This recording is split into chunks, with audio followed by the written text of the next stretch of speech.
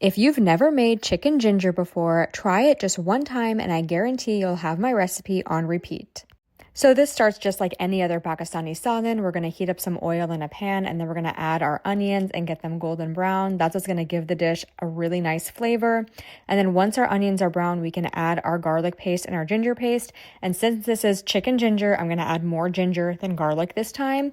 Then we're going to saute that to get rid of the raw taste. And then once we've sauteed that down really well, we can add our tomatoes and we're going to cook these until they're pretty soft, and that's what's going to give us that nice texture in the salad and that sauciness.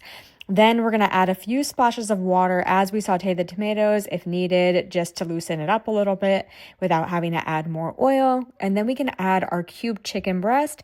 This is about 1.5 pounds of chicken, and the exact measurements are going to be in the caption as always. Saute the chicken for a little bit, and then we can add this chicken ginger masala. And I added way too much. It was really spicy.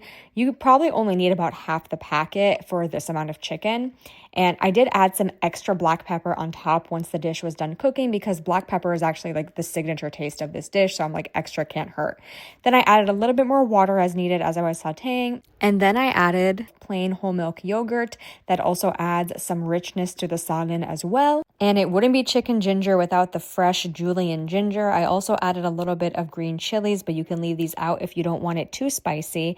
Then we're going to add some water, bring this up to a simmer, and then we're going to add the lid and then reduce the heat to low and allow it to cook for about 20 minutes until the chicken is tender. Then we can lift the lid, and the first thing I do is I always make sure that my meat is tender, so I'm just taking one little piece off to the side and making sure I can break it. If you can break the meat with your non-dominant hand, it's pretty much tender.